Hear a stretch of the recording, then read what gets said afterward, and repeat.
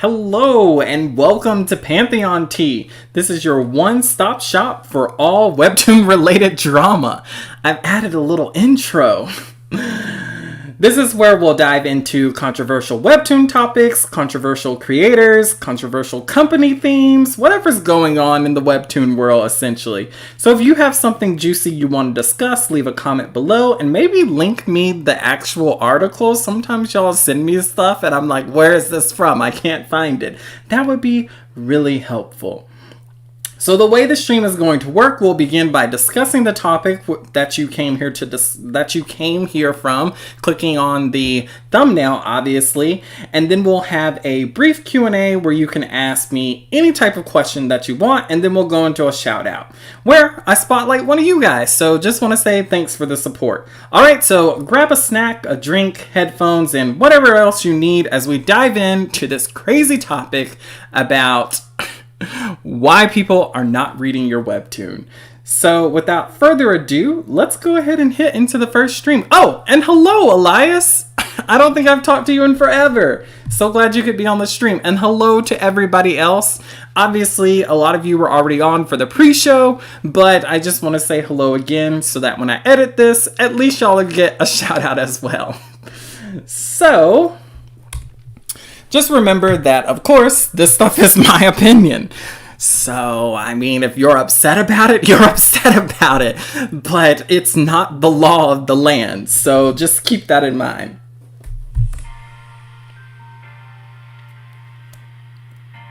So, I'm just going to be honest here. A lot of webtoons just aren't good. And it's not because I'm trying to think of the best way to word this without being like overly harsh or overly critical, but I'll say it's not because a lack of trying. It's oftentimes, I think it's because of experience. Like if we think about the fact that, you know, professionals, people who are really working hard in their field,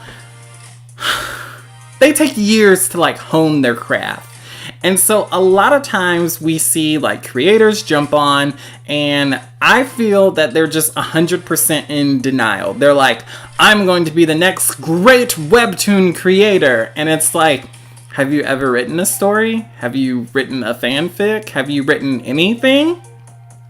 And let me just pause right there because I feel like people underestimate the difference between writing a comic and writing a novel. They have a lot of similarities, but the formatting, the way the story shapes, it's a lot different. Like I feel like with a novel, you can be like pretty heavy-handed with exposition and you can be really heavy-handed with like flowery sentences, things that are like really detailed, whereas with a comic, a lot of that like flowery beauty I think comes from like your backgrounds, comes from small details, comes from the mood that you emote in the images that you're trying to create. And I think that people take in a lot of stuff where it's writing a novel and they apply it to making a comic and it's not a one-for-one, and so there's a learning curve right there, which there are tons of people that have made stuff about making webcomics, which I just bought something recently. It's called, where is it? I thought I had it out. One second, because I wanted to shout it out just so that you guys can look at it, because it's a pretty in-depth detailed guide on how to make a comic, which I was like, ooh, this is perfect for any sort of beginners. And it's called How to Webcomic.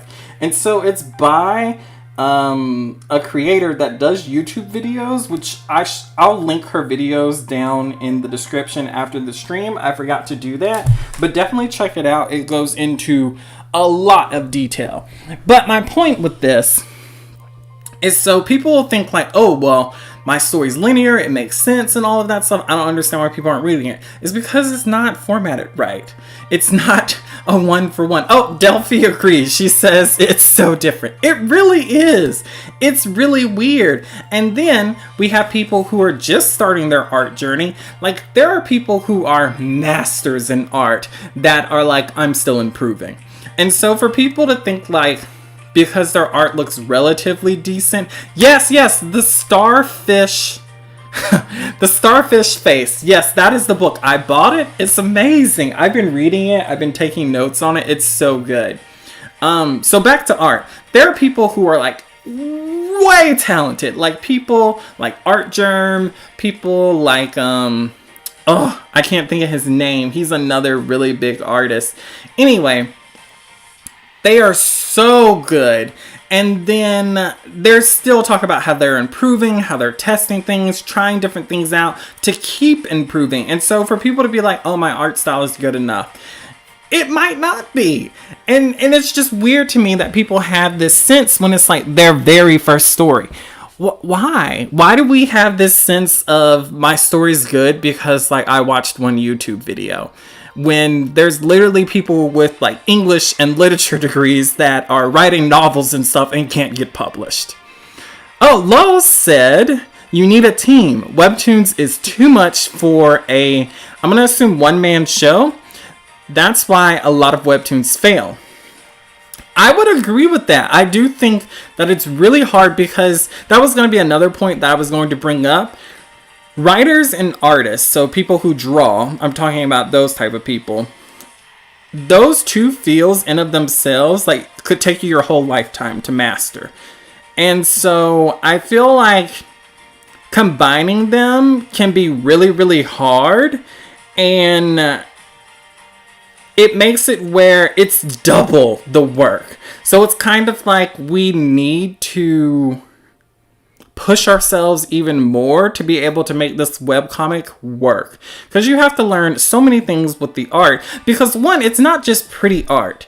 It's also understanding different angles, composition, all that type of stuff to really bring the comic forward.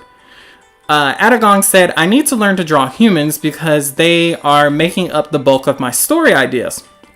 See, that's something to be aware of. Like, you don't have to be, I think, amazing at drawing humans, but could you get the shape language down? Could you get down like a decent enough looking human that fits into the style of the world that you're already crafting? Delphi said, I don't agree. I think a solo artist can make great work, but it'll take a lot more time than a team doing it. Plenty of traditional comics are solo projects. Ooh! So I like this. We have one person that feels like they need a team and another person that feels that a solo artist can do it. I think a solo artist 100% can make their own comic. They can, what's the right word? Do everything on their own. Let's just go with that instead of searching for the word. So I do think that an artist could do that and be successful. However, I think that with the way that webcomics are consumed and the way that Webtoons, the company, has situated like creating comics and whatnot, it makes it hard for solo artists to be successful without a team. I feel like I hear some of the most popular originals talk about art assistants and whatnot, and so they do have that added layer of help. And then I do think like with professionals, so like Webtoon originals, they have editors that they pay, which I would consider that a part of your team. So whereas a solo artist, a solo creator may not have an editor or have someone to check behind their work, which I feel like sometimes Webtoons doesn't always check, the company doesn't always check behind people's work. And it's like, bruh, what are you doing? Like, why are you not helping these people with these typos? Can we get some English majors in here? Oh, Delphi gave an example. I'm not sure how to say that.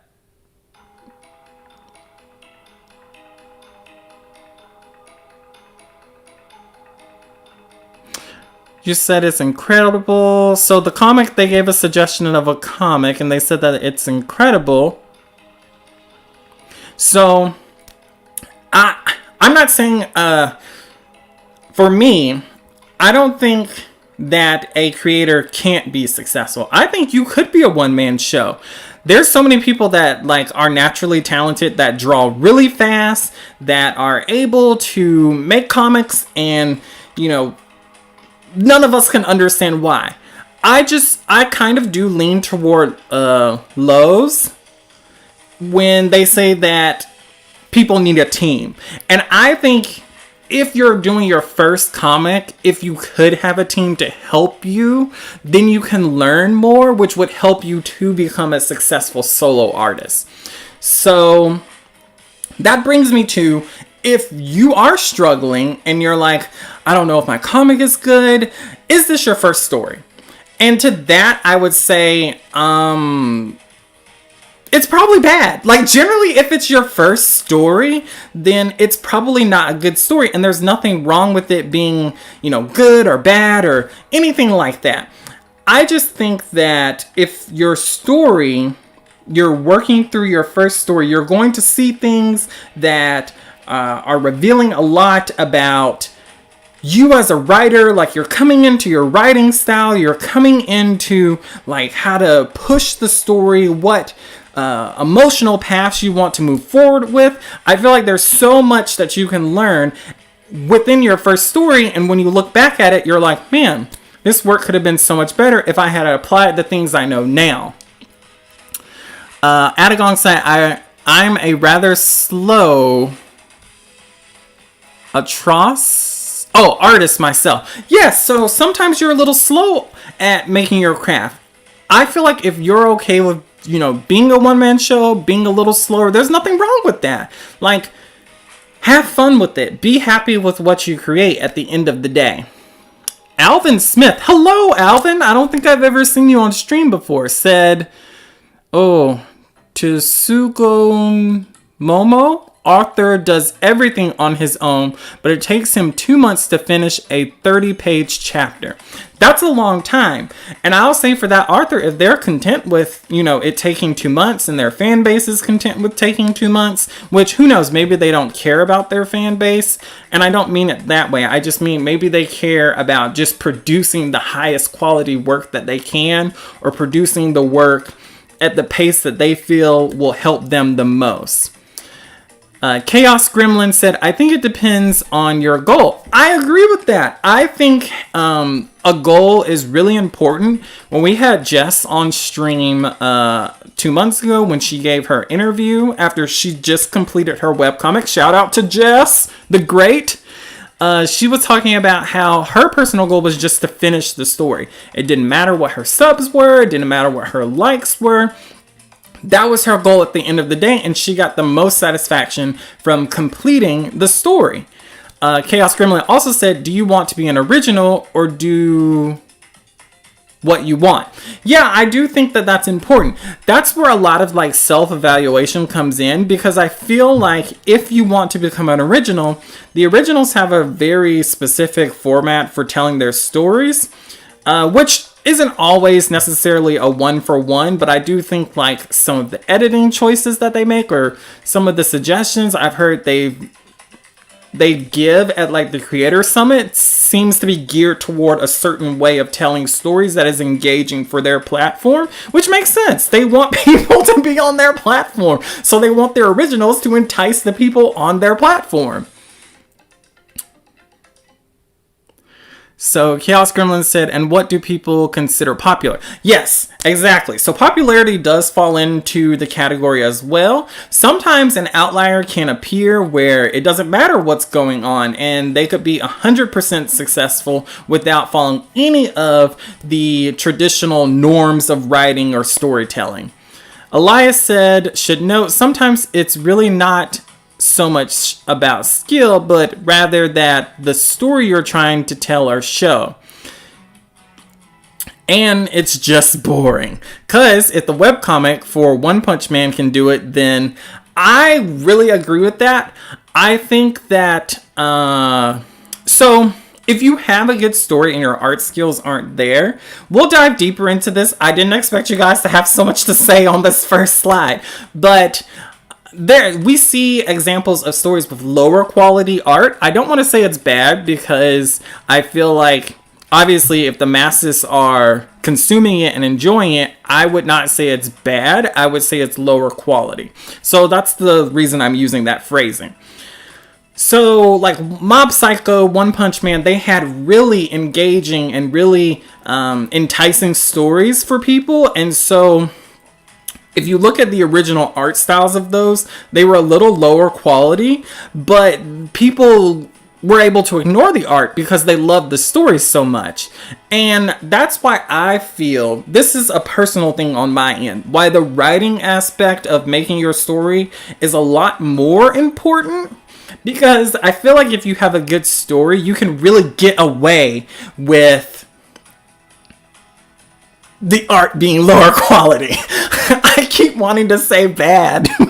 y'all have like inserted bad in my brain, and my brain's like bad. And I'm like, no, we're not using bad. So lower quality. Chaos Gremlin said, a lot of people seem to come into Webtoons like it's easy money and learn pretty fast. Yes. That's what I'm saying. That's why I'm like bringing up the example of like professional writers, professional artists. They are working at that their entire lives. And some of them, like especially like literature majors, I only use the literature majors because I know a few people that are more in that wheelhouse where they like write novels, send it off to publishers, and never hear back. Never hear anything. I know this one author, they have an amazing story that they've written. Sent it off to a bunch of publishers, never heard anything back. And the story was like very consumable for like the general population. It was like easy to read, like it's a super fun read. The publishers just weren't interested. So that's why I'm kind of like, it can be hit or miss. It's a long, hard road. And you can't just show up and be like, hey, Webtoons, I've got this awesome comic and you should make me an original because, you know, I put in the work. What about all the other people that are putting in work? Everybody, well, I shouldn't say everybody. A lot of people want to be originals. Elias said, it's just bad. Just people like it. Okay, so if you're talking about One Punch Man, I wouldn't say it's bad. I think it is what it is. It's like a weird superhero comedy. I don't know how to explain One Punch Man. People just really like it. So it's just a fun show. Like it's a show that you watch, like you turn off your brain. It makes me think like this isn't a 1-for-1, but if you think about like a trashy reality show, like there's no real storyline. It's just pure drama. Like One Punch Man is just pure fun. It's like here for a good time, not for a long time sort of vibe. So Delphi said, by skill, do you mean drawing skill? Because I think a good writer can usually make any idea not boring. It's more about how it's told than the story itself. I'm not sure what I said in terms of skill, but if we're talking about, so I do think that there's different levels of writing skill and there's different levels of art skill. And I think that a good writer can overcome art. So if the story's really good, then the art will be enhanced by the story. And people can probably ignore the lower quality of art. And if the art is really pretty, I think it adds to the power of the story. Like comics are a visual medium, so I feel like a lot of people are drawn in by attractive pictures. So if the pictures are attractive, and I'm not talking about like, you know, a high level of realism or a high level of understanding of how like art necessarily works. I just mean like, are the illustrations presented in a way that's attractive and enticing to make someone want to read? So I hope that answers your question. But I agree with you. A good writer can usually make any idea not boring. Elias said, mostly art. However, I'm sure there are examples of people with lesser writing knowledge being able to create an entertaining story for people. I agree with that. I think, what's her name? The creator of I Am the Grim Reaper. I think she said like this was her first official story that she's ever written. Like before that, she had just been like a game master. I can't remember what it's called in D&D, but that was kind of her only sort of like writing experience from what I understood from when I used to watch her or listen to her. And so this is technically her first story, and I think she's doing a really good job.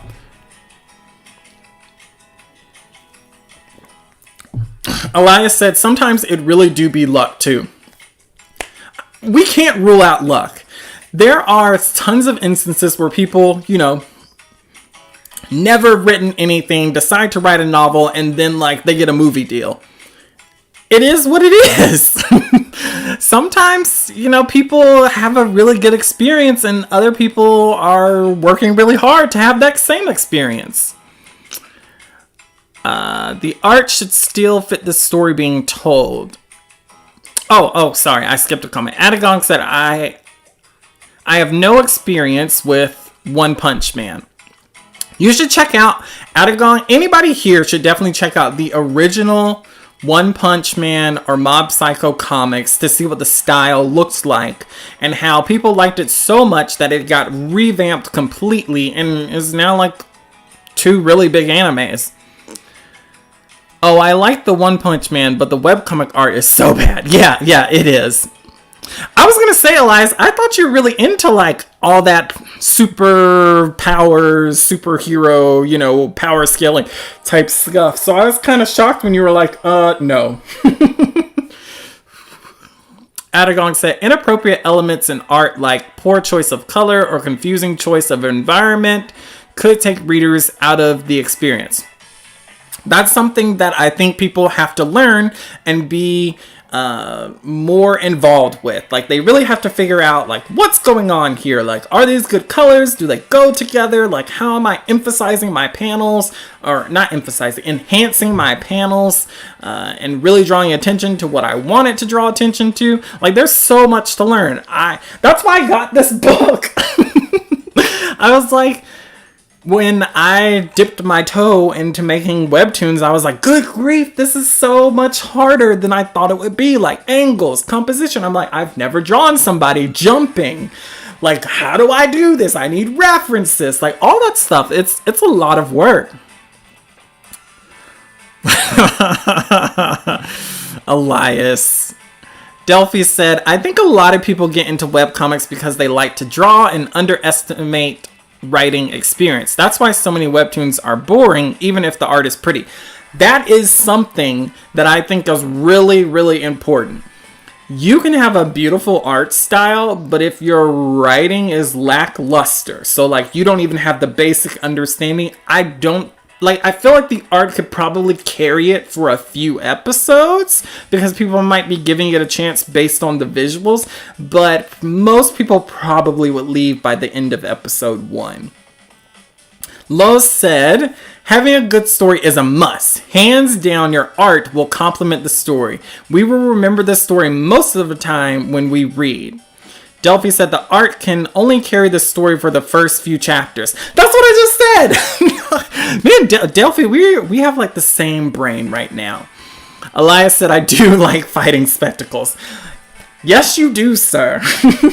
So let's do our next slide. We've kind of already been talking about this. I should have already hit the next slide, but what's wrong with your webtoon? So we already talked about art. We talked about story. The last 3 we haven't really talked about. So making edits and having an editor. I think every story should go under some sort of edit or editor process. Like, I think people need to think about like how how people are perceiving the story and not their own opinion, because having that outside source really helps you to be able to understand, like, is the story going in the right direction? Where do I need to build things up? Are people understanding what's being put out? Like, all of that stuff needs to be considered. And sometimes I think when people are making their story, they're just like, well, I mean, it's very easy to understand. I don't understand why you get it. And I think I'm like, you shouldn't be mad with your readers if they don't understand. That's your job to make them understand. Like, your job as the writer, unless you're trying to like throw them off and twist and all of that stuff. But like, if readers aren't understanding a point that you made, or don't understand lore that you explained, or don't understand, a character's connection to something, or like if there's something really complicated going on, like the world's history that the readers need to understand, if they don't get it and you explained it, that means you didn't explain it well. That's not a reader thing a lot of times. And even if you did explain it well and some people explained it, maybe it's that the entry level to understand it is too high and we need to draw it down a little bit. Now, you yourself should go back and read your comic from time to time. Certain things, like read it aloud. That way you can hear if the sentences make sense. Like sometimes we'll write something out, we'll read it over, and then it still doesn't make sense. And so you're just like, or no, you'll say, oh, it makes sense. And then like people will read it and they'll be like, oh, that did not make any sense.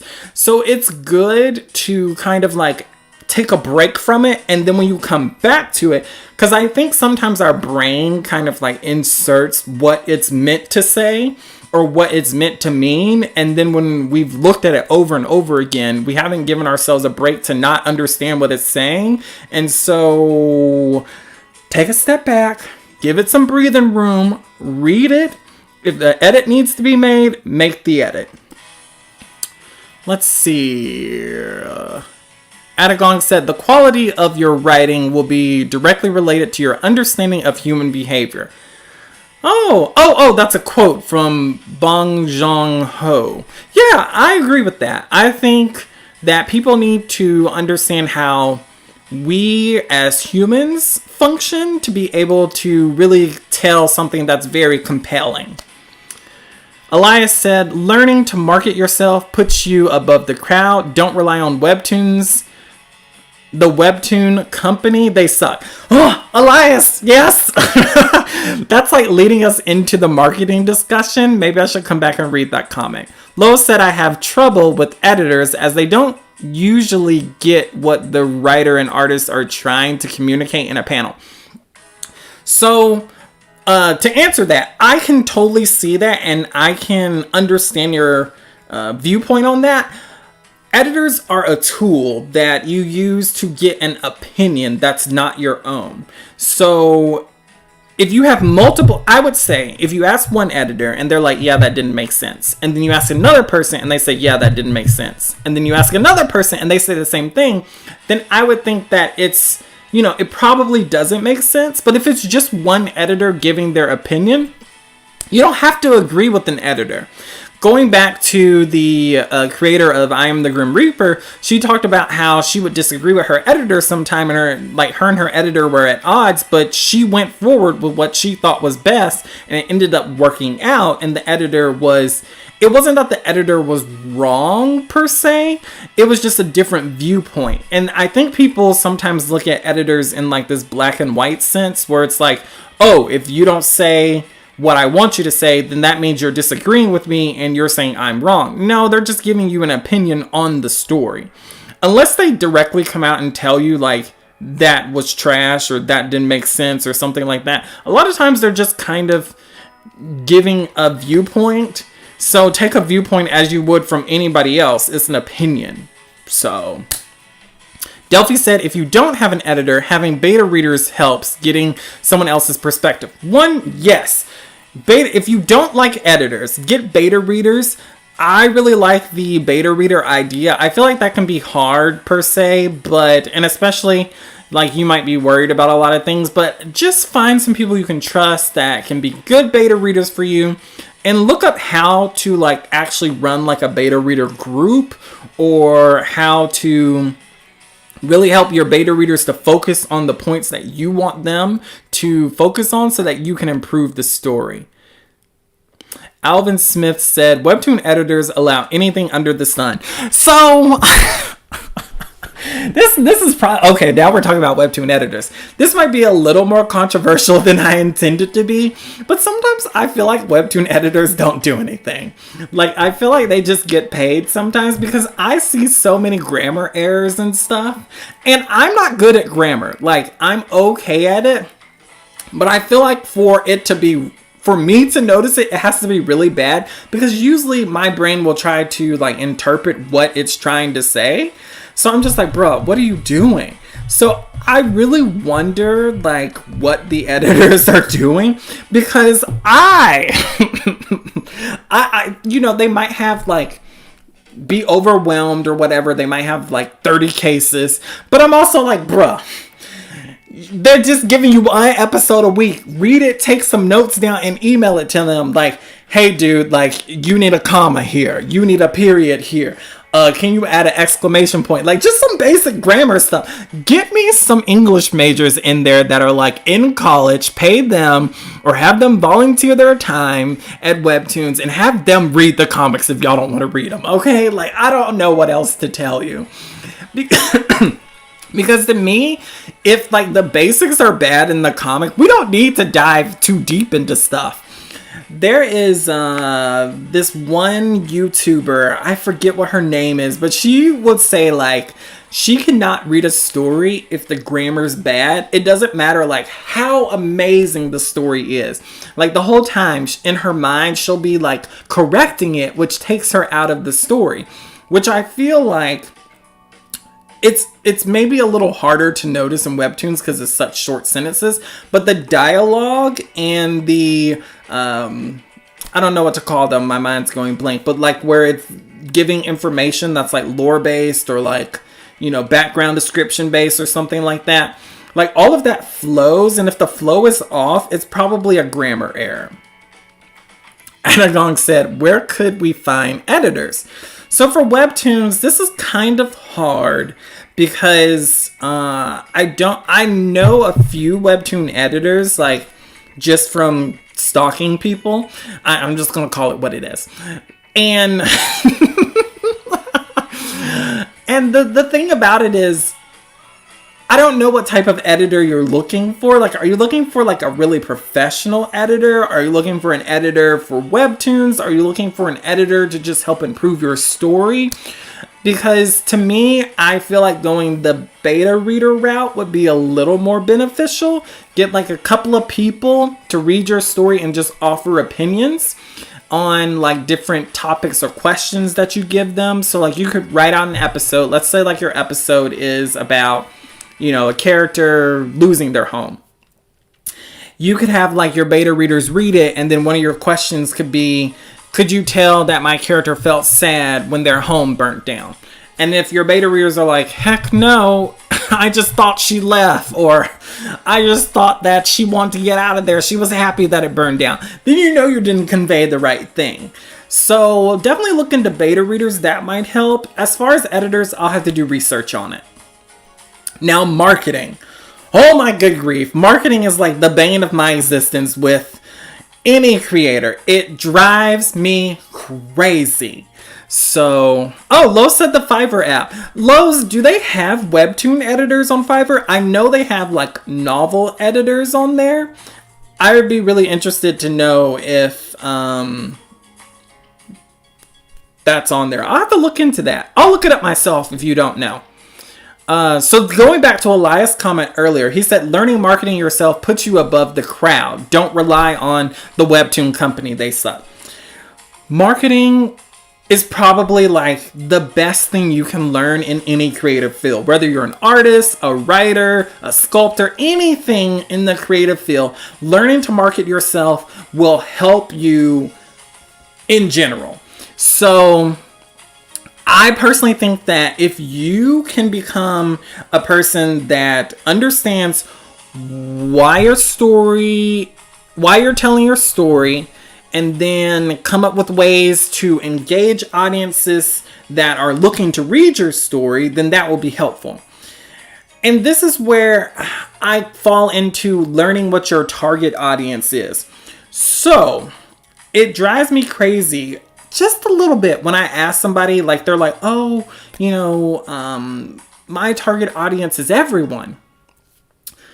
Yes, I get that you want everyone to read your story, but your target audience is what's going to help your story grow. So if you're not targeting those people, so for like instance, if you're a romance writer, and then you're like, hey, okay, I'm going to, you know, send out these like TikToks or these Instagram posts on, or I'm going to post on this form, and it's like an action form, and you're like posting your romance story, you're not going to grow from that. And so that's why I'm like targeting specific people or specific forums or getting a part of specific groups will help to grow your audience. Because a lot of times people will read a story that they really like and then they'll want to read something else similar to that.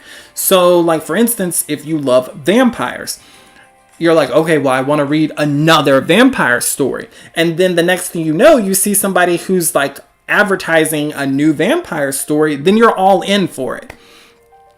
So, I missed a few comments. Josie said, I wonder if the app Grammarly would help in terms of grammar errors or so. I think Grammarly would be a great option, especially if you can afford it. I think it's a monthly subscription. I'd have to look into it, but Grammarly is really good.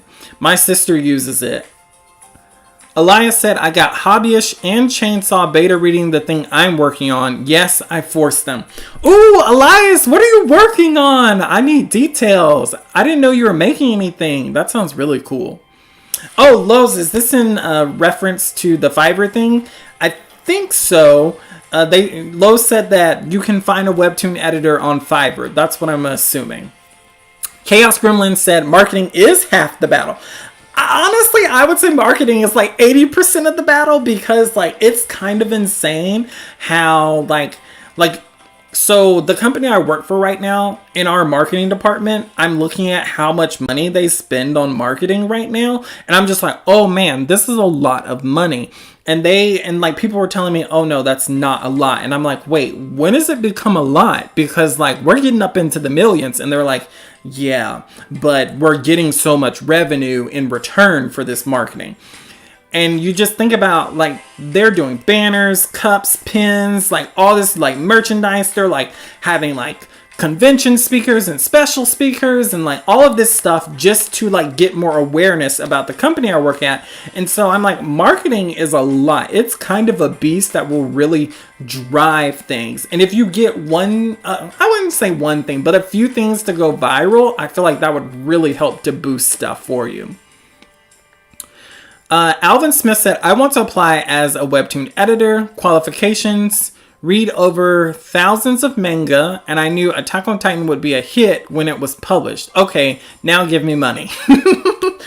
Alvin, send us your resume. We'll post it on the community board. Oh yeah, if any of y'all are serious and any of y'all want to be like actual beta readers or something, I can always post it on my community tab, and hopefully like someone here in the community who's looking for somebody, they can get your contact from that. So you can always DM me on Instagram or Twitter, or I don't know if you can DM on Twitter, but whatever, Hey Joe, glad you could jump on. Delphi said, marketing has a lot to do with luck too, especially in 2023 with so many people promoting so many things all the time. Marketing does have a lot of luck. That's why I was talking about earlier, like people put in a lot of money into marketing and it's literally just throwing stuff against the wall until things start to stick. And then once it sticks, like you try to build momentum from that. So, which I'm also kind of like, I can't believe like marketing, like this is how marketing works. Like, where's the science? But I mean, I do understand the science in making something appealing, but still it's just like throw it out there and see what happens. Huh. Chaos Gremlin said, saying it's luck is an excuse. I say there's a little bit of luck in there, because sometimes you never know what the algorithm is going to push. Like you could make something that's not necessarily meant to go viral and then it goes viral. Would you say it's luck? Or are you saying it's the algorithm recognizing your talent? Maybe that's what you're saying. Delphi said, I say it's luck too. Not the only thing. You're not gonna get spotted if you don't put yourself out there. Yeah, 100%. You've got to have stuff out there to be pushed. Chaos Gremlin said, if you know your story, you do it with purpose. I agree. I think that deserves a little bit of a clap. Chaos Gremlin, all these like short, powerful sentences. I'm behind it. Elias said, it is not. There are some things that become popular due to luck. It really just be what it is. Example, the YouTube, TikTok algorithm making something viral. Yeah, that's what I was touching on earlier. Sometimes you never know what's going to go viral. Like all of a sudden something could just skyrocket into infinity. And you're like, that wasn't meant to happen, but I'm very grateful. Lou said, you can get good statistics when you use Twitter paid publishing feed. This will give you what percentage, age, etc. stats of people who are interested in your link. Yeah, that's a good place to start. I would definitely say, like, if you already have an audience built, you can kind of figure out from there, like, oh, my audience really skews towards younger people, I don't know, younger people are into X. TikTok, Megan dancing, that little evil robot. So I'm going to throw, like, my comic. I don't know how to TikTok. That's something I hope to figure out in 2024. Like, I'm over here trying to come up with something and my brain's like, oh, this sounds terrible. It's so cringy. Chaos Gremlin said, that's not luck, that's math. TikTok lets you go viral once to keep you addicted. Chaos Gremlin, we need to talk. I feel like I would learn so much from you. Oh, Joe said, I'm using Grammarly free version. It's good enough, to be honest. If not, Quillbot and ChatGPT are pretty good for grammar checking. Oh, thank you for those suggestions. Elias said, I'd be working on a fantasy action one-shot. Still in the works. Would be closer to getting the art part, but I got the flu like a week back. Oh, well, Elias, I'm sorry to hear that you had the flu, but I'm glad you're feeling better. All right, so this is where we get into what kind of prompted this whole stream. So, as y'all have realized, I've been like doing deep dives into Reddit on Webtoons to see like what all the tea is. And I found this really interesting article. So I'm going to end the slide and I'm going to pull the article up. And we're just going to check out the article. And this, hopefully this can give a lot more people more well-rounded, ideas. And I've also linked the article in the chat description. So you can check that out there if you want to read all of the comments. Like, there's a ton of comments. We don't have time to read all of them, but I want to highlight a few and just kind of like show you guys what people are saying. And so this is a good gauge of, so it's not just like creators, it's readers as well. So hopefully this will give better insight into what people find annoying. No, Elias, we're not roasting any Webtoons. Not yet. I love how excited you got for that. Okay, so this person said, what annoys me is that the art style of the thumbnail for some comics is totally different from the art style of the comic. Imagine you go to a gallery because it has a gorgeous oil painting on the poster. When you go to the gallery, you see it contains only scrawny stick figures. One of the main things why I mostly read originals is that it is easier to find new ones that interest you. There is a lot more canvas comics that you have to sift through. I started reading Webtoons around 6 years ago. Then I went through all the original comics and selected what I wanted to read. So now I just look at what launches at launch week and select some new comics from there. So with this, I would say, here's my thing about this.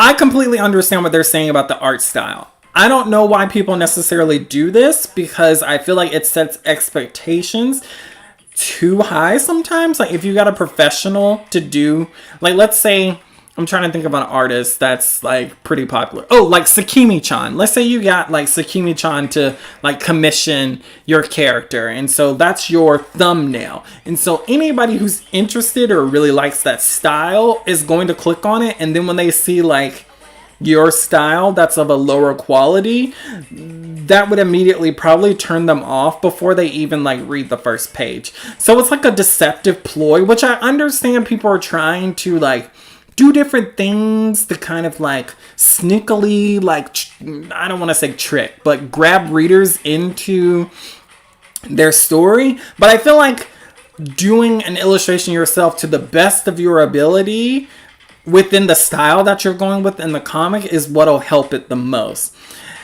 So it's kind of like they said, like, you're advertising one thing and getting another thing.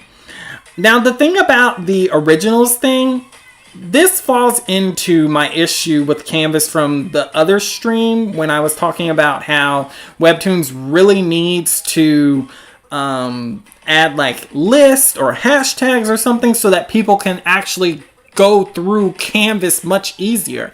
Because if you think about it, Webtoons is like curating their side, the original side. So Canvas is just a Wild Wild West. Like you're walking down the street and you see like a giraffe combined with like a rhinoceros, and then you see like a balloon monster on the same street, and it doesn't make sense. So like it makes it really hard. Oh, bye, Josie. Thanks so much for popping in. I hope you enjoy work today. Bye-bye. Alvin Smith said, how do we deal with crabs? People who pull you down even though they pretend to be your friends. They downrate / neg you, etc.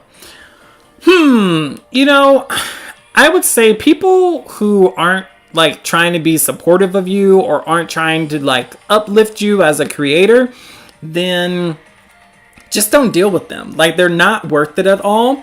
And I would treat those people like I would a business deal. So like if they want to further engage with me, I would just shut down completely and be like, this is a very transactional relationship. So either you're bringing something of value to tell me or to share with me. Otherwise, we don't need to speak. Which this is the thing that I really don't like. I'm fine with a transactional relationship. Like if one of y'all was like, hey Apollo, could you give me a shout out in your next video? I would be totally down for that. You told me exactly what you wanted, like, but don't like talk to me for weeks or whatever and then be like, could you give me a shout out? And then I give you a shout out and I come back to talk to you, you don't want to talk. Like if that's all you wanted, you could have just asked from the beginning. And I'd been like, sure, cool. I might say, could you shout out one of my videos on your channel or on your socials? If I do that, that would be great. And then if they didn't do it, it sucks for me because it's in the video, which I guess I could take it out, which that's probably what I would do. But I'm just saying, like, if people want to, like, be transactional with stuff, that could be a way to handle it. So I would say they weren't your friends, which, Alvin, if you need friends, I'm here for you, bud. I'll be your friend if you need somebody. Like, all of us here, I think, are pretty chill about most things. So if you're looking for like a good group to join, there's like Discord groups you can join where people are pretty friendly and whatnot. People are pretty chill. So it just depends on what you're looking for. I would say don't set yourself up to like be really invested in people until you can figure out their motives. And if they're negging you, block. Like, that's it. That's all my advice. Elias said, yeah, you ideally want the cover art illustration to be somewhat similar to the actual art style of the comic / webcomic. Not all the times, but definitely for the first time. I agree that you could have something a little higher quality per se, but I feel like it should still reflect the style at least. Like, it should still be, like, it wouldn't be too much of a leap, if you get what I'm saying. So let's look at our next comment. I'm trying to think. Okay, let's look at what this person said. I thought this was kind of interesting. So they said, I read some Canvas. Sincerely, originals just tends to be better. Both art and plot story-wise. So what I say to this is I would actually agree with them. But here's the kicker. There are some serious creators on Canvas. And there are some serious creators that are like just starting on Canvas, but there are a lot of people that are on Canvas that are like just posting trash, like Steve Harvey's Next Dinner or something like that. I've never read the comic. I just remember like somebody talking about that. I think it was Rochella in one thing, but it was just like a complete gag comic. And so like there's a bunch of like stuff like that, or like people who are really young that are just posting stuff. And so there's like so much to look through. And without the organization feature, it really like brings Canvas down where people do not want to look for stuff. Like, if you look at originals, like, they have, like, everything kind of organized and easy for you to find. And, like for instance, I was trying to find something superhero related on Canvas. It was so hard for me to find anything that I thought would be interesting. I kept having to look and look and look through pages after page. And it wasn't necessarily that I was looking for something specific. Like, I was looking for a specific style. I was looking for a specific way of storytelling. Like, I really wanted to find something like very similar to like DC or Marvel. And so it would have been nice if I could have just searched that to find it. But Webtoons doesn't do that for Canvas. They barely do it for originals, to be honest. So then they said, I know they have editors. They get paid, even if a bit, not a total fair compensation. And you can find good stuff on Canvas, but you'll have to dig. Goes back to my thing about lists. I found some gems, but I understand why most people just go to the originals, where there's a higher chance to find a more polished and well executed comic in less time when they want something new to read. So part of the issue is fighting against people and their patience. A lot of people don't have the patience to keep looking through 20 pages of stuff before they get to your comic and they're like, oh yeah, this is amazing. So that's where you've got to be like, okay, I've got to market this comic on like, forums. I've got to like make sure like things are happening on TikTok, on Instagram, on X or Threads or whatever, and like really pushing this stuff all the time. It's unfortunate because I feel like a lot of time that you spend marketing could be spent working on your comic, but it's really helpful to market as much as you can.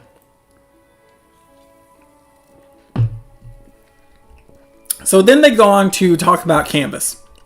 So they said, schedule is non-existent. Hiatus happen often, or it takes a long time to update by default. I don't blame the creators a bit for it, and I understand a comic is a lot of work and it's done for free. But it makes keeping up with the comic very hard. I follow Humor Me. The comic is really good, but updates once a month. I seriously struggle to remember past events, and it can take forever for stuff to happen. It's still better than comics that just pop up again and then disappear into oblivion weeks later, though. Some comics even look abandoned. Mayfly and I'm not sure how to say that, hardly update and now have been inactive for a year or so. Not even a notice on their feeds. So I do think that sometimes people can get burned with Canvas too. Like the person who's making it, they can be really invested in the story and then they just disappear. And this person even acknowledges that, hey, I know these people are doing it for free and whatnot. And I know that, they posted this schedule and they're doing it once a month, but I can barely remember. We have to remember that they're reading more than just your comic. They're reading tons of comics. So, unless your story's really memorable or something they're really invested in, they're not going to remember what it's even about a month later. Which isn't to say that it was a bad story. It's just we consume so much entertainment now that it makes it so hard for people to, unless they really like something, for it to stick in their brain. So then they go on to say really short episodes. Sometimes a page you will read in 1 minute or less. I prefer to wait more and read something substantial than that. Some comics will have 400 episodes because the chapters are so short, you don't even need to scroll to read. It's especially annoying if it takes a long time to update too. Now, I know a lot of people have an issue with short episodes, and I agree and disagree with this person. I know what they're saying, but I think this is where understanding how Webtoon storytelling works a little different. Although I think on Canvas you're limited to like how much you can include in one episode, which kind of sucks. But the episode needs to be satisfying to the reader so that they feel like they didn't waste their time. Like if the episode is dragging on one point the entire time, I feel like the reader feels like nothing happened. Why am I still reading this? Like, oh, we're finally making it to the point, and then it's a cliffhanger, and it's like, so nothing happened in this episode, and then you leave me on a cliffhanger. I waited a whole month for this. And so I would say to amend this person's sentence, what they really mean, because you can have a really satisfying episode that's really short. It just depends on the quality of the episode. So Lil said, Webtoons makes you choose when publishing 2 types of genre.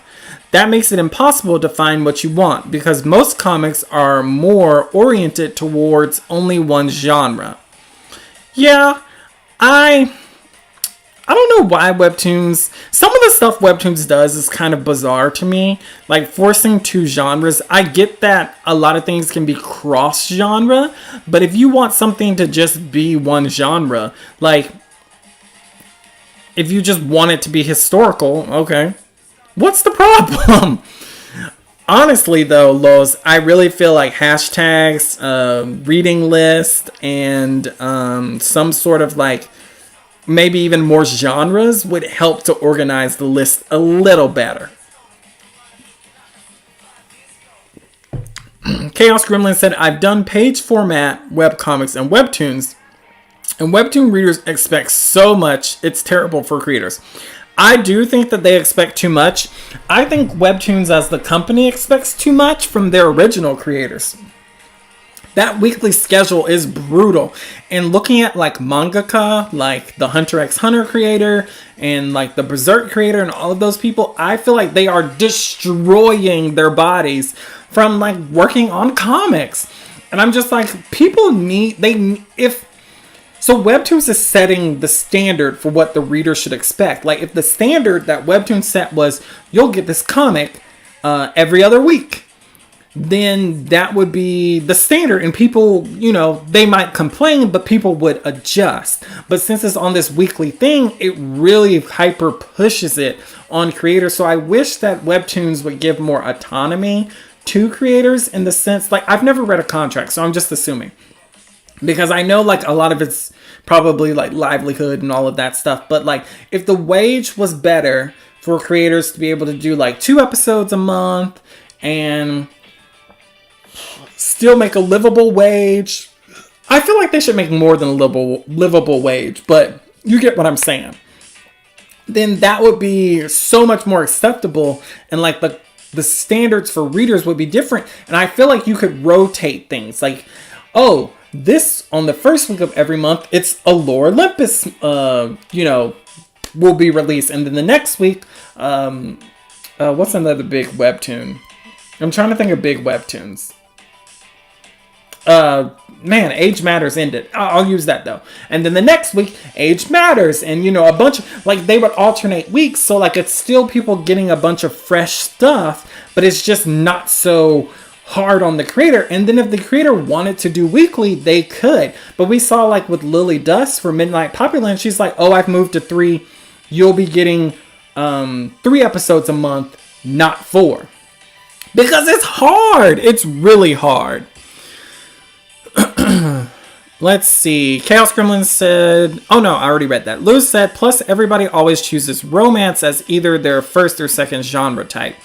I do see a lot of romance comics, and I'm not sure. I'm like, is this romance or is this drama? I need to really do like a deep dive into genres again to kind of understand like the basis of them, because I feel like the Webtoons is a little skewed on genres. Like sometimes I'm like, this is not this.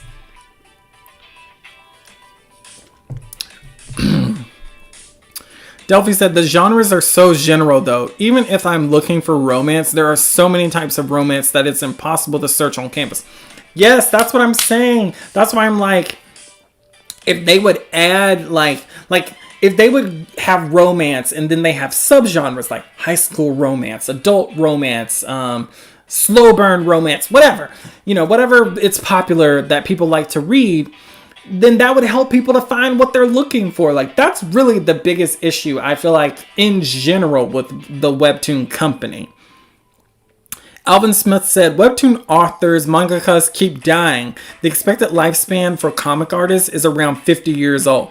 Yeah, that's what I'm saying is super crazy. I don't get why, like, it's a hard life. And so, when it's literally the same model from over there to over here. And I'm like, guys, do y'all not see what's happening over there? It's like, you see the chaos, the house is burning down, and people are like running in the house. And I'm like, no, like, get a better contract, please. Oh, man. Elias said, excuse my ignorance, I don't read Webtoons, but if the creators outright state the pace of uploads of the comics, wouldn't that set the expectation for readers on Webtoons? I think it boils down to their contract. Like, I wish I had an insider. If y'all know an insider at the Webtoon company that would like to talk to me on the low, like, please, get me in contact with them. But I feel like they're contractually bound, probably. At least some people might be contractually bound to do weekly uploads. And I know from what I've researched, I shouldn't say I know. Allegedly, yeah, let's go with that. Yes. Allegedly, creators don't get paid unless they turn in their episode. So let's say, for instance, if you're only making $800 an episode, and then you get paid every week, that's only $3,200 a month. So, you know, you have taxes and all of that stuff. Let's move that to the side. But, you know, you got bills and stuff to pay. So that's why I'm like, the wage needs to be changed, and creators probably need to deny contracts that don't produce a livable wage. Because, like, let's say if they got $2,000 an episode, that might be more manageable for them to only release 2 episodes that month. That's just my opinion or my thoughts on how it would work. I just feel like the contracts don't really help with livable wages. So even if they weren't required to release weekly episodes, they wouldn't be getting any money to pay their bills. And you can only go so long without paying your bills. Or is everyone that impatient for uploads on the app? Everyone is really impatient for uploads. I think the fan base is really young. So with them being conditioned to have instant gratification, I'm surprised that a week satisfies them, to be honest. Delphi said, not all creators state when updates are coming, and people are impatient even if they do. Tags. Didn't they buy Wattpad? They know what's up. Yes, that's what I was thinking. I was really thinking that like some of the technology from Wattpad would be included into Webtoons, and I feel like it wasn't. Like I feel like they just were like, we own Wattpad now, and like they kind of do like collab things sometimes, but other than that, like they still run completely independently. I forgot to ask everybody, what are they drinking? What are you guys drinking? I'm drinking a cherry Coke tonight. Lewis said, it's never enough. Give a finger and the readers will take an arm. No, the readers will take like your entire body. Like you put a finger out there, they just snatch you. Disappeared. Elias said they're definitely taking creators, at least on Canvas side, for granted, seeing they're doing it for free. Okay, so Elias, why are you always ahead? Like, we are going to get into that. Chaos Gremlin said originals, unless they have a special deal, have to do at least 40 panels a week. That's what I'm saying. I'm pretty sure like they're contractually bound to make an episode every week. Hey, just join. What's going on? Oh, so we're talking about things that readers kind of point out that they don't like about Webtoon Canvas, more or less, and why like Webtoon Canvas isn't as successful for a lot of creators.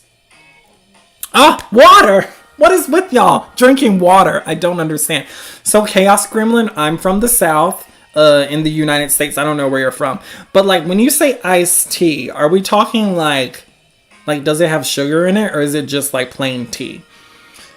Alvin Smith said drinking Sakura coffee because I'm a fancy weeb. What's Sakura coffee? I'm going to have to look that up. Elias on the Coke game. I feel that, sir. I feel that. Citrus juice. Marisol is drinking citrus juice. So is that like orange juice or is it like a combination of like multiple citrus things? Patient Spooky, hi, I'm new here. I'm learning a lot during this stream. It's quite fun as a creator myself. Nice to meet you all. Oh, Spooky! I hope everybody says hello to you and is showing you some love. Yeah, this has been a really fun stream. I have a little bit left to go through. I don't want the stream to be too long, but we'll cover just a few more points and then we'll jump off and I'll save like whatever other thoughts I have for another stream. Because I feel like we could talk about this for like forever. This could probably be a 3-hour stream and I don't want to hold you guys that long. Okay, so art inconsistent and quality. I again fully understand many creators are still improving and learning and using their comics as practice too. Art improvement and change also happens in originals, but it's a lot more jarring in Canvas at times. I Want to Be an Anime Girl is kind of cute, and I read it since we don't have many trans characters. But the author also likes to experiment with different styles and shading from time to time and then reverts back, which can be distracting. This comic also too often uses empty gradient backgrounds with the characters standing in front of it. Very little layout variation, composition, dynamic poses, etc. A lot of Canvas comics follow this pattern. It's just less interesting to look at. So, what? Chaos Gremlin, you're from the South too? So you're probably drinking real tea then. not like those Northerners. I'm just kidding. I love Northerners. That's my dad's from up north. And yet, what was I gonna say? Oh, so I disagree with this, but I understand what they're saying. So I get that if it's your first comic, you're probably wanting to try out different things. You're wanting to see like what art style will look the best. Like you probably have listened to a bunch of people talk about simplifying the style. And so after a while, you might get to a point where you're like, well, I want to improve the quality. Let me test this out. But it would be a waste to like redo the whole episode because you didn't like it. So you like go ahead and post it in that style and keep moving and then you revert back. So I kind of get, you're not getting paid. Yeah, I'm going to experiment. So,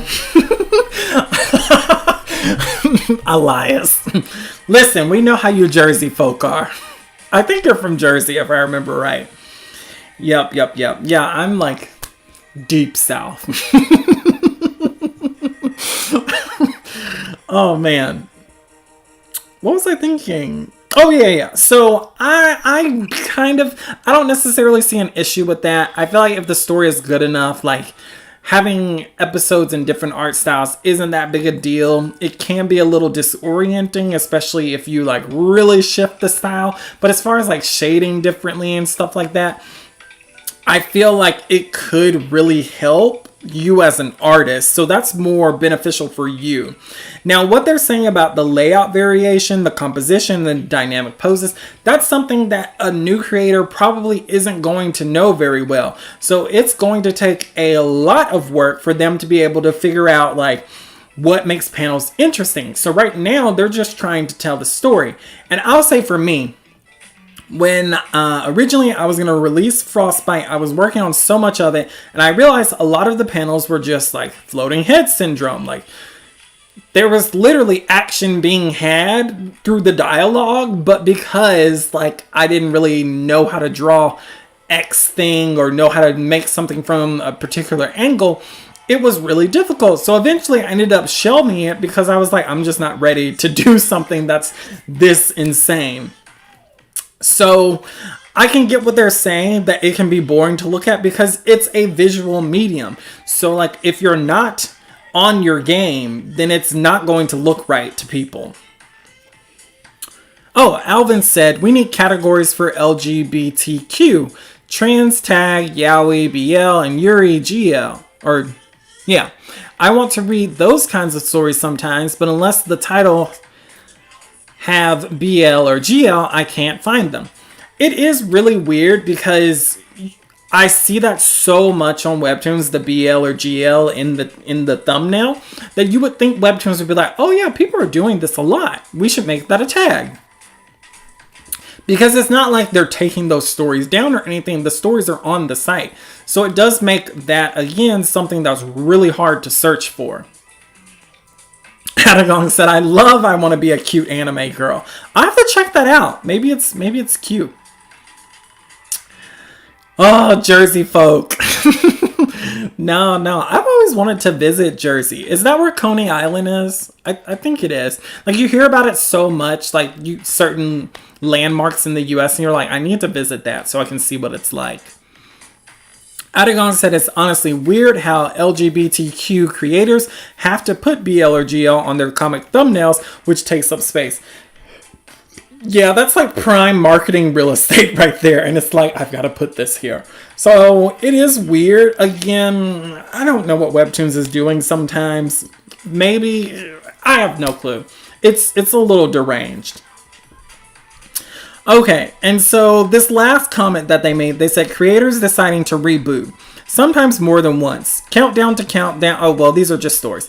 Especially when I liked the previous version better.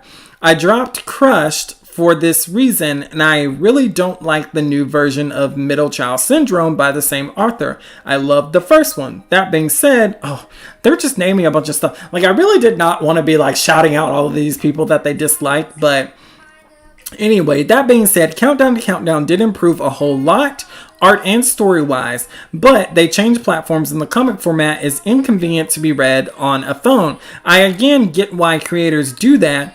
I do the same if my art and writing had matured and I found myself unhappy with the development, but it's still annoying for a reader. So with this, I remember I was following this one creator and they rebooted 3 times. And I was like, dude, stop rebooting. Like, I get it. Your art quality really jumped. And it jumped every time they rebooted it. But I was like, I don't think it's worth it. A good example of this is Tower of God. Like, if you look at those first episodes in Tower of God, it's like, dude, the art quality is a little low. But if you look at the later episodes, it's pretty high. So it's kind of weird to me that people are really concerned about rebooting when you have like examples like Tower of God, which has not changed, has not been redrawn. Like even for the physical books, I don't think they changed anything. A lot of the journey in Tower of God is seeing the art improve. And to me, it's kind of drastic improvement. Like, which is really weird because Tower of God is so popular, but that just goes to show what we were talking about earlier, where like the writing is so strong in the story that the art more or less doesn't matter. It does matter, but you get what I'm saying.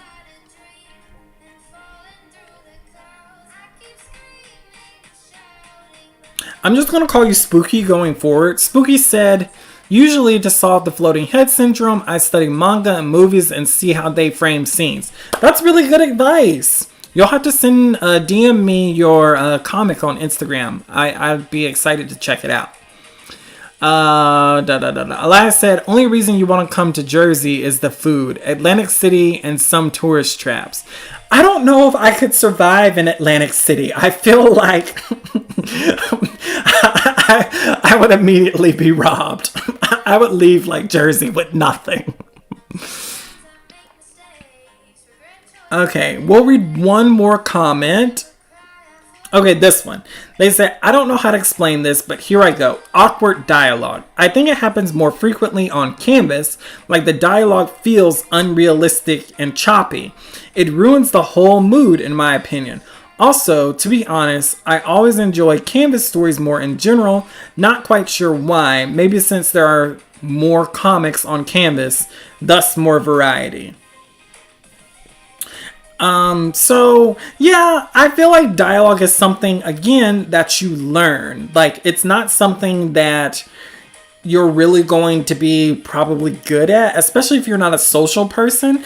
You're not going to know how people speak, or you'll only have one voice in your head, and like one voice talking to another voice that's similar can sound weird. Like, there's so many different ways. Like, tone or inflection or mood or all of that stuff like applies to the dialogue. And you're like, okay, but I can't hear it. But the way it's written can infer the way the person would speak.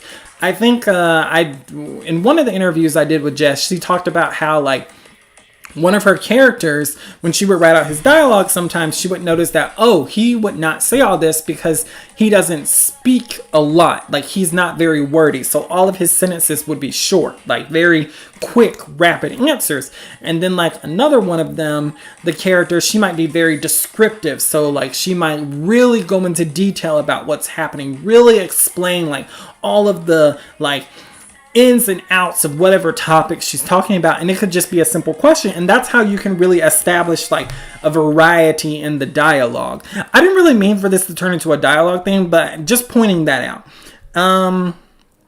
When they reboot multiple times. Oh look, there's a comment from Blue. So if you don't know Blue, she's been on here with me before, but let's see if she says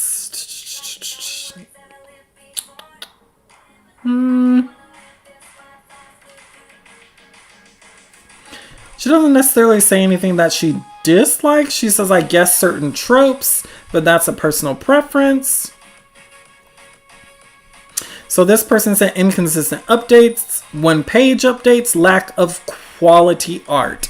So, I mean, there's a bunch of comments on here, so you guys can definitely, check that out and see if that's something that you want to try and learn from more or grow from more. We probably could have stayed on that Reddit article for forever, but I don't want to spend like 20 years on Reddit.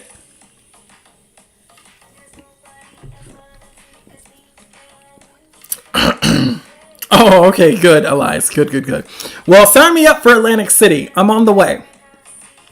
Lois said, something people forget is that Webtoons isn't the beginning and end of all for publishing. There is Tapest, etc. So best to keep your comic going till it's finished, and if you want to publish elsewhere. That's something that I think a lot of people are just like, Webtoons is popular, that's why I'm on here, I'm trying to grow my fan base. But I feel like this is another instance of like where we're talking about marketing, where you just throw stuff up against the wall. You could possibly find your fan base on Tapest. You could find it on VoiceMe, Dilly Hub, like any of those other sites. Although they may not have like as many people on Webtoons, you could start posting on there and really grow the comic to become even greater than it is. So like I would say if you have a lot of episodes already, like I know Tapest lets you schedule, you could literally create your Tapest account and then schedule out all your episodes so that it can just be posting, and that would just be generating extra followers for you, hopefully, and building up your brand even more. So now this says focus on things to improve your art style. That is a typo. It's supposed to say focus on things to improve your webtoon. So a misleading art style. So like if, you bring people in your marketing or social media efforts and using a different art style, I would say be wary of that. If the thumbnail doesn't look exactly right, I would be wary of that as well. I'm like, okay, dude, like chill. Like, it's not that deep. Just use the art style that's in the comic and just glamorize it a little bit. The art quality is something everybody is working on. Always strive to improve. Like, it probably would be beneficial every once in a while to like get a friend or somebody to be like, hey, what do you think of my art style? Do you see anywhere I can improve? And just tell them you want something like nothing too detailed. Like if you feel like you couldn't emotionally handle a harsh critique. So like they could say something like, oh, work on improving your shading quality or your color depth, work on color theory, work on anatomy, just very generic things. And then maybe you could follow up with questions like, well, what specifically in anatomy? And they'd be like, oh, work on hands. Like all of your hands always look wonky in all of the panels, or, oh, the feet look really weird. Like they don't look natural. So, that could be an easy way to get like a more soft critique from somebody. Oh, have a schedule. So I know it's hard because as someone who literally like went on hiatus for, I don't know, I want to say over a year, maybe almost 2 years, it was always in the back of my mind. And I felt like for me, I didn't want to say I'm on hiatus, even though I was, because then I felt like that solidified that I was on hiatus and I wasn't coming back. But I do think in hindsight, I probably should have just told everybody like, hey, I'm taking a break. I will be back. And if I'm not, I'll just update you guys and let you know. But I just tried to push through it. And sometimes you can't and sometimes you can. So, but have a schedule in mind at least. And let creators know, or let readers know so that they can at least be aware, even if the schedule is something really ridiculous. Unsatisfying episodes. This is my biggest issue. Your first 3 episodes should be satisfying. Like, I think that's where people drop off the quickest, which honestly, if the first episode isn't satisfying, so if there's not some sort of intrigue, if there's not something that really grasps the reader, then I feel like you're not going to be able to keep pushing forward, and the reader's going to be and the reader's going to be bored and they're going to leave, and you'll be stuck in this, I don't understand why I'm not getting readers. The story's getting better and better as I keep posting episodes, where they're not getting through your first few because the first few episodes aren't satisfying enough to keep reading. And then we talked about, layout variation, composition, dynamic poses. I think all of that is like pretty self-explanatory. It really like explains itself. Look at different comics. If you see a panel that you think is really cool or that you really like, take a snapshot of it. Save it and be like reference photo for men sitting on thrones. Reference photo for action fighting scenes, man holding sword. Like all sorts of stuff. Like just start compiling your references so you can have something to like look at in the future. Like if somebody does amazing transitions like Kalasami, then you would definitely have to be like, I want to learn how to do this and start studying it. I think Leaf Germ, I can't remember her name. She does, she is the creator of, what is the name of that comic? It's like a sci-fi comic. Her transitions are super cool. God, what is it called? My mind is really blanking, and I really like that series. People use Dilly Hub. I don't know, Alvin. I assume some people do. Do they not? you tell me. And then, if you're going to reboot, make sure you're rebooting for the right reasons and don't reboot like 16 times. Okay, so Elias kind of alluded to this earlier, and this is why I'm like, the stream is already getting long, but understanding your relationship with Webtoons. Webtoons does not owe anybody on Canvas anything, and despite what we think, like the fact that we're free advertisement, the fact that, Canvas does bring in readers, that maybe your comic specifically brings in readers, Webtoons does not care.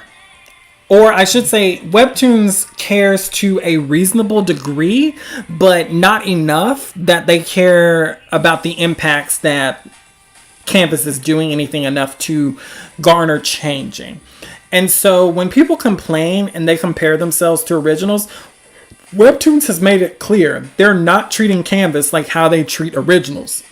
I think one of the most interesting things that I see people complain about is the mature or the violence restrictions that Canvas has. I'm like, we don't know what restrictions Originals has. Like, I'm sure Webtoons has specific contracts or specific guidelines for comics that have like violence or something like overly sexualized in their comics. And so until somebody can give me a contract, I feel like we could not even really say it's a fair comparison. Canvas, they made a generic contract on Canvas to cover their butts, more or less. Anything that Webtoons Originals post this, anything that is posted on the Webtoon Originals side is essentially greenlit by the company. So that means like if Webtoons feels like, oh, this comic's amount of violence is acceptable, we're happy about it, you're happy about it, we'll release it. But it's not the same for Canvas. And it's an unfair thing, but that's how it works. It's very unfortunate. And I feel like people are applying the Webtoon original rules to themselves, and I'm like, you're not an original. It's not fair, and there's nothing you can do to change it. And although you complain, a publishing house can do what they want with the material that they published. At the end of the day, use Webtoons as the tool that it is to grow your own platform and become the biggest creator that you can be. Yes, shout out for Kalasami.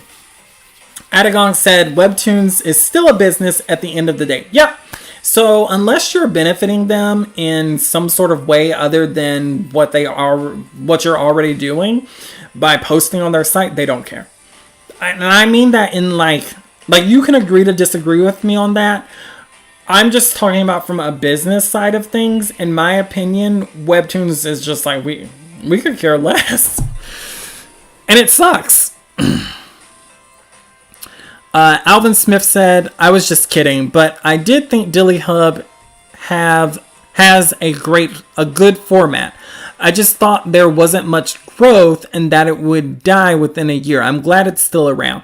Yeah, from what I understand, it's still around. I think it's in its growing stages because I feel like when Webtoons came over here, it was still growing and it didn't really blow up until like pandemic time. Maybe a little bit before the pandemic. Like Dilly Hub will have to do more marketing and do more social events and whatnot. Listen, if you are a small platform or I shouldn't say platform. If you are a small webcomic company and you need some marketing ideas, I feel like we have a bunch that could really help boost your company. Just reach out to me. Okay, Chaos Gremlin said Webtoon is a free hosting at best. Oh, Webtoons is free hosting at best. I agree with that. Yeah, it's basically just a hosting site. Like you don't have to pay for your own website, essentially. So just treat it like that. Like essentially you're getting a web domain for free and just generate as much traffic as you can to it to build up yourself as a creator. Spooky said, I think posting to Webtoons is fine, but don't treat it like it's your only avenue. There's so much out there and so many other comic platforms to also post your comic to. I will say this as well. If you feel that your comic is really good, submit it to publishing houses. There are companies that produce comics. So look for small publishing houses. I feel like maybe that's something that we could look into in the future. We could look at what are some small publishing houses that creators could submit their stories to so that they can, build their own platform. Look at the Heartstopper creator. I really want to look into how she ended up at Netflix. How did that happen? Webtoons did not pick her up. I don't think Tapas picked her up. I think she was pretty popular on Tapas, but Tapas didn't pick her up. She figured it out on her own, I think, and she ended up with Netflix. And from what I've heard, she's going to either get 3 to 5 seasons of Heartstopper. Do you know how much money she's getting? And Heartstopper, she's just getting residuals. She might work on it, but I just mean in turn, well, will she get residuals? She might get some. Anyway, Heartstopper is a phenomenon on Netflix. And so that really boosted her as a creator in general. So just think about outside the box. What can you do as a creator yourself? And even if you're overseas, you can submit to anywhere. As long as the publishing house accepts your native language or whatever dialect or whatever sort of I guess I was trying to think of something all encompassing, but I guess language is the most encompassing. So just make sure that they accept that sort of language and then submit it. Rejection is part of the writing process when you're dealing with publishing houses. Delphi said, Yep, free hosting with built-in audience, better than most, but they don't owe Canvas creators anything. Yeah, that does suck. I wish they would support Canvas creators more, because they could, like, there's so many interesting, like, ways to really, what's the right word? Manipulate their perspective, or manipulate, like, people's perspective on them, which that sounds bad, but that's kind of what marketing is. Like, I feel like they could really get a lot of people really excited to be creators for them if they would put in a little more work. Elias said, I do not like the Webtoons restrictions on the stories I want to tell. If I want to make a fantasy story with blood, death, nudity, and more mature things, I'm making it. Elias, are you making Game of Thrones over there? So, with all of that said, we have now entered live stream shout out goes to the amazing creator of Star Children. So this is a sci-fi drama, and I've had the privilege of getting to talk to them a little bit, and one, they're super hilarious. Like, I would have never expected someone to be so funny. Like, it's rare that I'm ever speechless around somebody, but like, they just had me laughing the whole time. And their summary reads, where will your light guide you? Updates every other Sunday at 12 p.m. ET. What's funny about this is I'm just like, wow. That's the whole summary. But this creator is really successful. They have like a bunch of patrons. They're doing really good for themselves. And so I'm happy to, shed some light on them. They are an awesome follower, and I was so grateful to get to know them and learn more about them. So maybe one day we'll get to have them on stream as well to tell us about their journey. I think they've been making Webtoons for at least 5 years. Maybe it's 4, but if you haven't checked out the creator, go ahead. Their information is in the description down below, so you can just click on the link there and it'll take you to like their link tree or whatever, and so it has all of their comics listed. This isn't their only series, but I just want to highlight this one, especially because the art is just so awesome. Yeah, Atacon really likes their comic as well. Delphi said, oh, that's pretty. Chaos Gremlin said, I just seen webcomic use agents to be publishing deals, so they already have content. Okay, cool. Chaos Gremlin, you have a lot of knowledge.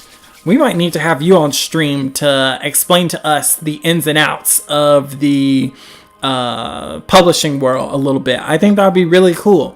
Like, I have limited knowledge. I really need to do more research and try and like get more connections on that. And especially because I would love to like help some of you guys. It would be awesome if I could introduce you guys to agents or people that would be interested in possibly, helping you and helping you grow as a creator or grow your story or whatever. So that would be really cool if we could really just figure some of that stuff out. It would blow my mind if one of us ended up with an agent and a published series in a store. Like, could you imagine going to like your local store and seeing one of our comics or novels there? That would be so cool. Oh, no worries, Chaos Gremlin. I'm just like riffing over here. So like, you do not have to pay that any mind. I just throw things out there. Like, I'm literally what I was talking about earlier, just throwing stuff up against the wall and seeing what sticks. So do not worry about that at all. We're just happy to have you here in chat. That was super fun. So I really appreciate all of you guys being here. Dealing with all of my clickbaity titles and whatnot, so I hope like y'all didn't find them too offensive. It was a really fun stream, so if nobody has any further questions or has anything else that they would like to comment on, I'll go ahead and start wrapping everything up. I will say this really quick. If you guys would like, I am going to be hosting a New Year's stream. So on January 1st at 7 p.m. So this would be after New Year's technically. I'm going to host a stream where I'm going to talk all about like what my future plans are for Pantheon Talks, how it's going to benefit you guys, things that are going to be changing, things that are up and coming, and a bunch of just like random stuff that is more personalized to me and more personalized to like how I want to envision growing the community as a whole. So I hope you guys can jump on for that. It'll be super fun. I've been working on it tirelessly, and it would just mean a lot to see all of you there, at least to like say hey. Oh, also, if you are interested in having your comic or your project shouted out in one of our live streams or in one of our videos in general, you can simply leave a comment below, or you can DM me on any of my socials. I'm always happy to give some support to fellow creators that I interact with or that follow us. And with that, if you enjoyed this video, please subscribe, leave us a like, a comment, and most definitely ring the bell. A huge thank you and shout out to all of our patrons. If you'd like to support us while getting some extra content we don't post on Instagram or YouTube, then head on over and check out our Patreon. All right, I'll catch you in the next video.